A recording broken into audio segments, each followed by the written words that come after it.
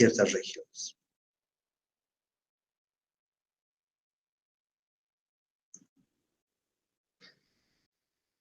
La presión arterial, tanto sistólica como diastólica, en general van a disminuir los 2 primeros trimestres. La disminución de la resistencia vascular, mediado directamente por la progesterona que actúa en la musculatura lisa de todos los órganos, y obviamente el sistema vascular, los vasos, no están exentos de esto, ¿no? De alguna manera es un factor protector y favorece el aumento de flujo también al útero. El tercer trimestre vuelve a valores pregestacionales, pero nunca debería aumentar. Cuando la presión sistólica y diastólica aumenta, tenemos que ver si no estamos dentro de una enfermedad que se llama preeclampsia.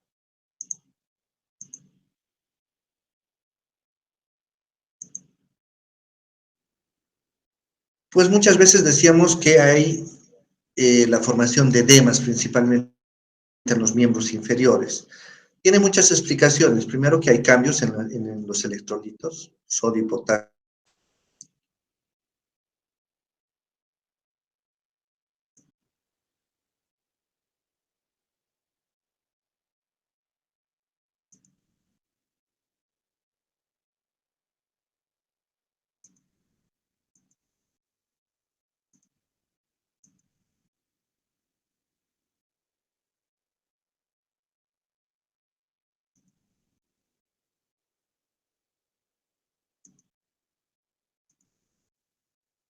Perdón, decíamos que los edemas por cambios en el potasio, por aumento de la presión venosa de los miembros inferiores, esto más a un fenómeno mecánico.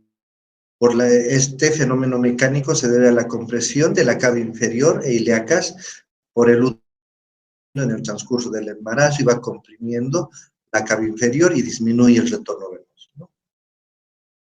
Es fisiológico, que es lo que estamos hablando en este tema, situaciones fisiológicas.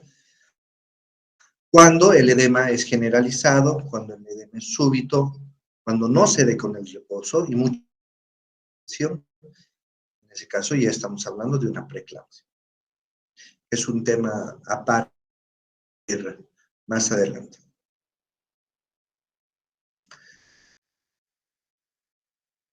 Ese cierto grado de hipotensión que hay en los 2 primeros trimestres se debe al efecto directo de la progesterona, como habíamos indicado, que produce vasodilatación, y en muchos casos esta hipotensión puede causar lipotimis.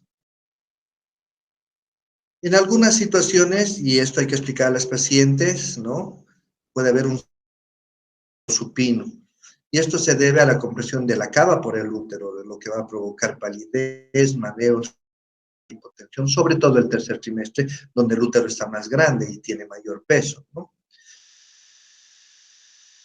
Mejora al poner a la paciente en decúbito lateral. Por eso siempre se indica a las pacientes embarazadas que cuando hagan reposo lo hagan en general, en lo posible, en decúbito lateral derecho o izquierdo, ¿no? Puede condicionarse la formación de insuficiencia venosa periférica, o lo que es lo mismo, la formación de varices. Y esto está provocado por la dificultad del retorno venoso, como ya habíamos explicado, ese fenómeno mecánico que produce una congestión venosa debido a la compresión de la cava inferior y las ilíacas. Está mediado también por el efecto directo de la progesterona en los vasos y se presenta principalmente en los miembros inferiores, en la vagina, en la vulva y en los plexos hemorroidales.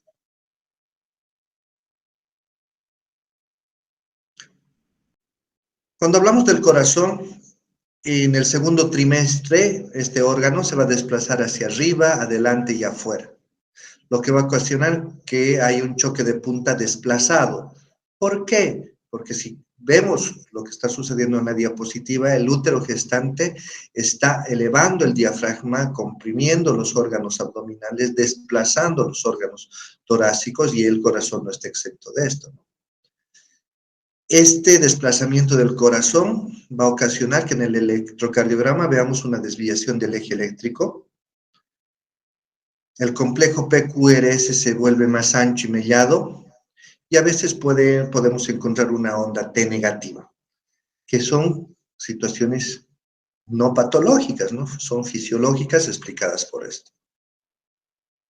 También va a haber una hipertrofia del músculo cardíaco en la gestación progresiva. Esto porque aumenta el gasto cardíaco, hemos dicho, ¿no? Y el volumen que se maneja por minuto. Y este gasto cardíaco aumenta entre 30 y 50%, y esto significa 4.5 a 6 litros de más que tiene que manejar el corazón durante la gestación. Por lo tanto, también va a aumentar la frecuencia cardíaca entre 15 a 20 latidos por minuto. Y esto puede condicionar muchas veces que cuando auscultemos el corazón en una paciente gestante, encontremos un soplo sistólico que en realidad es funcional.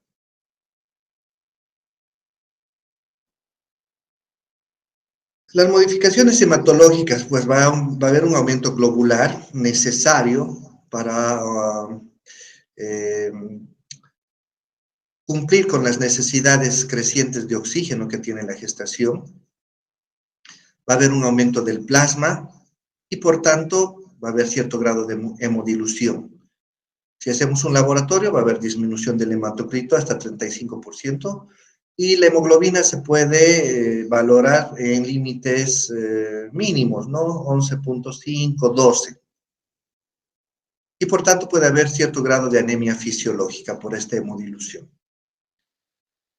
En general, para este aumento globular van a aumentar las necesidades de hierro, que se las debe suplir en el control prenatal, ¿no? También hay un leve aumento de los leucocitos. Podría considerarse normal una leucocitosis de hasta 12.000 en el transcurso de la gestación. Y por cierto, en el puerperio van a ver, pero Williams dice que hasta 30.000 es fisiológico, ¿no? Pero en el puerperio, estamos hablando de la gestación. Con predominio de neutrófilos en desviación a la izquierda. Obviamente no vamos a decir que es fisiológico o fisiológica una leucocitosis si la paciente tiene un foco séptico, si tiene fiebre, si tiene malestar general, etcétera, etcétera, ¿no? O signos de un proceso infeccioso. Va a haber un aumento de la velocidad de sedimentación hasta 50 milímetros. Siempre en la gestación hay un cierto estado de hipercoagulabilidad que sirve para la reparación rápida de las pérdidas, sobre todo en inserción placentaria. Y próximo al parto aumenta más esta hipercoagulabilidad en previsión de las hemorragias del parto, ¿no? Por tanto, la gestación siempre tiene un riesgo elevado de enfermedad tromboembólica o tromboembólica. En el aparato urinario vamos a ver que hay una dilatación de la pelvis y los ureteres debido a la progesterona, que actúa también en el músculo liso de estos. Y al crecer el útero también aumenta esta dilatación por la compresión ureteral, que produce más dilatación, sobre todo en el lado derecho, como vemos en la diapositiva. En los riñones va a aumentar el flujo plasmático, aumenta el filtrado glomerular hasta un 50%, lo que va a condicionar que muchas pacientes gestantes tengan glucosuria, disminución de la creatinina y urea en la sangre, ¿no?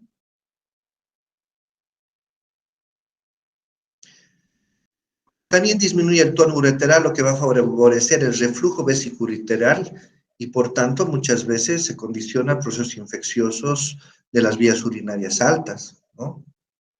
Las pacientes embarazadas habitualmente van a tener polaquiuria, poliuria, nicturia, y en algunos casos se condiciona más frecuentemente pielonefritis, ¿no? Esto se debe a estos fenómenos mecánicos, ¿no? Compresión de la vejiga, compresión del uréter, que producen éstasis y reflujo urinario, y que condicionan que la vejiga no se distienda a pleno.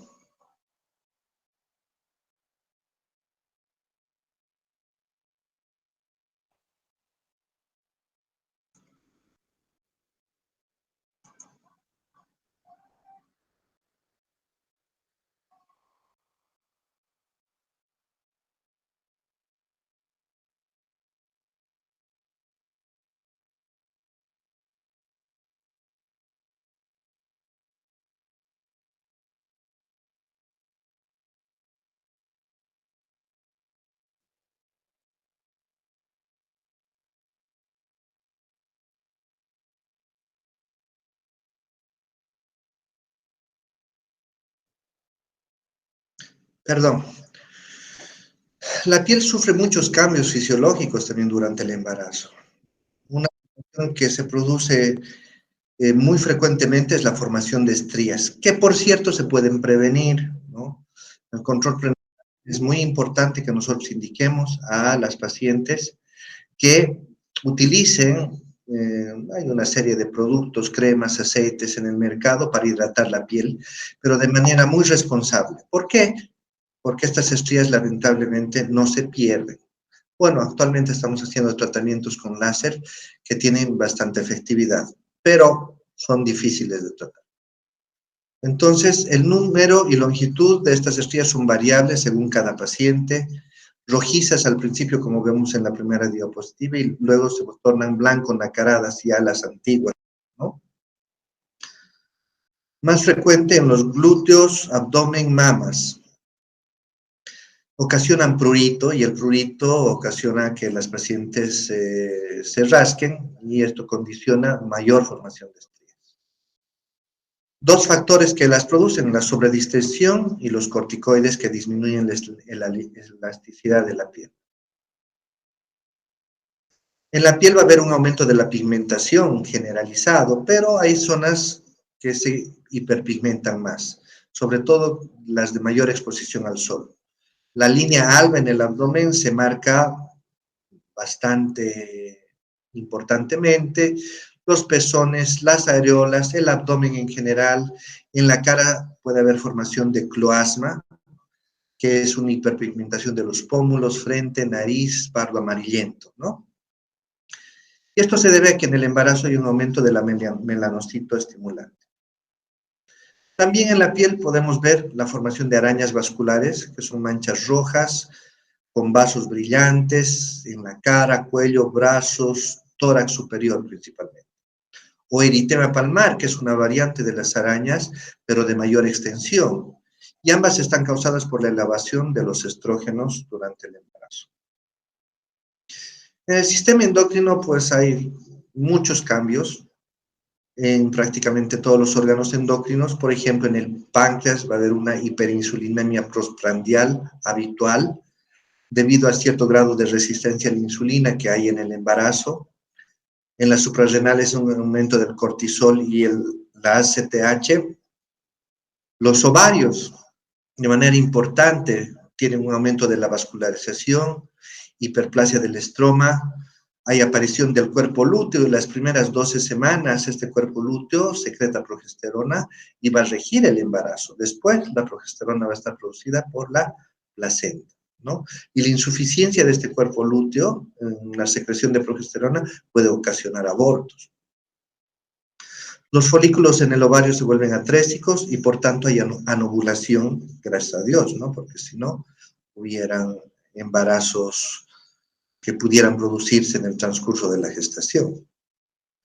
En la tiroides hay un aumento del tamaño, aumento de T3 y T4. En la TSH hay un aumento leve o normal. En la hipófisis hay hiperplasia, hipertrofia de la glándula, por tanto la folículo estimulante y la luteinizante más bien en realidad están disminuidas, lo que va a condicionar también la hipofunción ovárica en relación a la ovulación, ¿no? Anovulación. La hormona del crecimiento disminuye, la ACTH aumenta, la prolactina tiene una elevación sostenida durante todo el embarazo. ¿Por qué? Porque está preparando a la mama para su función en el puerperio. Pues el aparato digestivo también va a tener muchos cambios fisiológicos y va a producir estos cambios fisiológicos algunos trastornos frecuentes, por ejemplo, náuseas, vómitos, pirosis, estreñimiento, hemorroides y colestasis.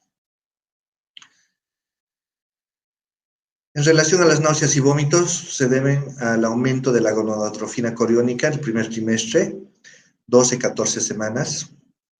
Después generalmente pasan. También hay un componente psicológico asociado a olores, comidas, estrés, trabajo, viajes, ¿no? La pirosis, sobre todo a partir del segundo o tercer trimestre, tiene causas mecánicas y hormonales. Las mecánicas por el vaciamiento gástrico más lento por la compresión de los órganos abdominales por el útero grávido, ¿no? Todo el embarazo está comprimiendo y desplazando los órganos abdominales. Y acción directa hormonal sobre los órganos abdominales de la progesterona que produce relajación. Puede haber estreñimiento por la relajación debido a la progesterona y además disminución del peristaltismo en el intestino delgado y grueso. Hay también una mayor absorción de agua y sodio por el colon, lo que favorece esto. Hay una compresión del sigmoides y el recto por el útero grávido.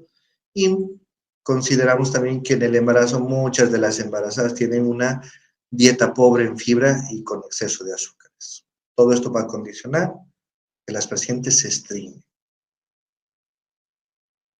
Las hemorroides incrementadas por el estreñimiento y la compresión del útero por los plexos venosos. Lo que hemos visto es el fenómeno mecánico, ¿no?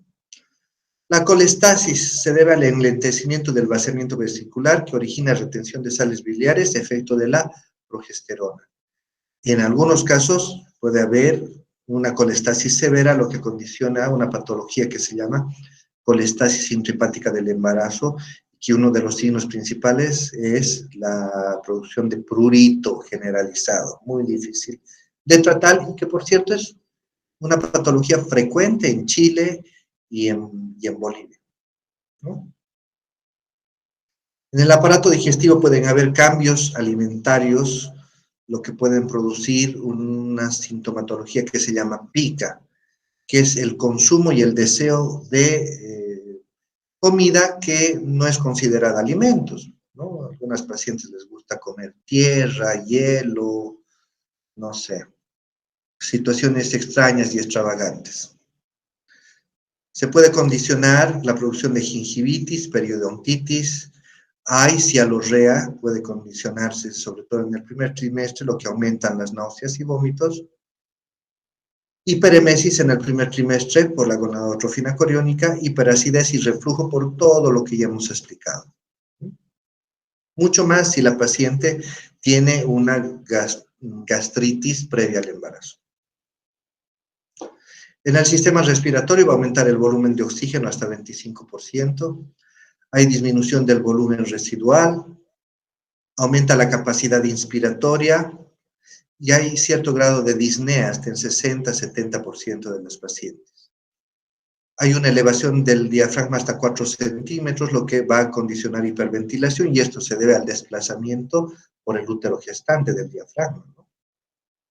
Y por tanto la ventilación por minuto aumenta 40%. En general, el metabolismo está aumentado hasta 20%, el metabolismo basal, por los requerimientos durante el embarazo. El embarazo además tiene cierto efecto diabetógeno, como habíamos explicado, con aumento de la secreción de insulina por disminución de la utilización de la glucosa periférica. Aumenta los cuerpos cetónicos y por aumento de los lípidos y ácidos grasos libres, que se debe principalmente a la secreción de esta hormona que se llama lactógeno placentario, que tiene la función de proteger al producto de la gestación en los momentos de ayuno materno, ¿no? En las mamas todos los cambios tienen como objetivo la lactancia durante el puerperio.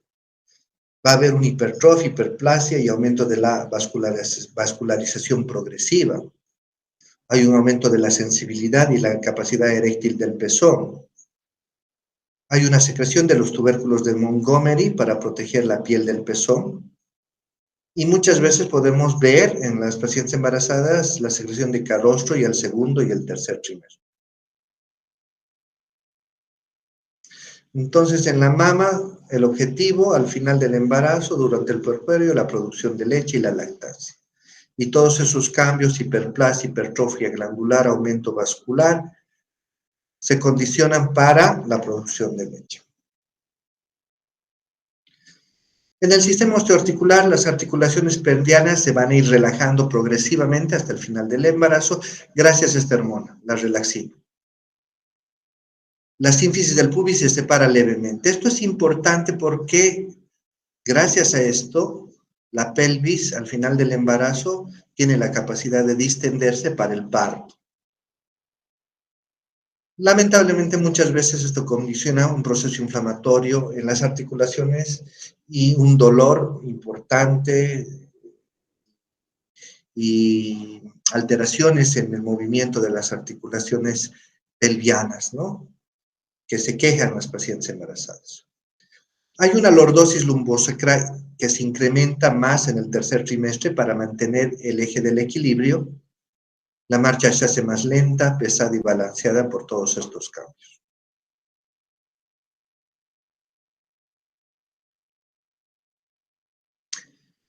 Gracias. No sé si tienen alguna pregunta.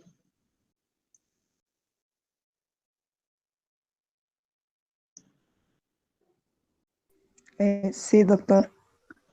En el primer y segundo trimestre la tensión arterial disminuye, ¿no? ¿Hasta cuánto es lo normal? Hay una tendencia a disminuir hasta en un 5%, no es tan importante, ¿no? Pero por efecto de la progesterona hay un cierto grado de disminución de la presión. Ah, ya. ¿Y hay algún parámetro sobre los valores? O sea, ¿hasta cuánto es lo normal? Hay que ir viendo la primera presión arterial de la mamá, que va a ser nuestra presión arterial de base en el transcurso del embarazo. Y a partir de ahí ir controlando durante todo el control prenatal, ¿no? Cada mes. Ya. Gracias, doctor.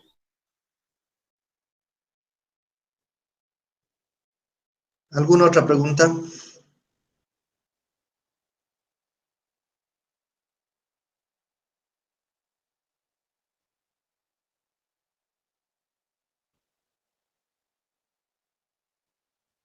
Bueno, de todas formas, si tuvieran más preguntas, las pueden hacer vía inbox, por el WhatsApp o de manera directa conmigo. Les agradezco por la atención, espero les haya servido y nos vemos la próxima clase. Gracias, doctor. Doctor. Muchas gracias, doctor. Gracias, doctor. Hasta luego. Hasta luego.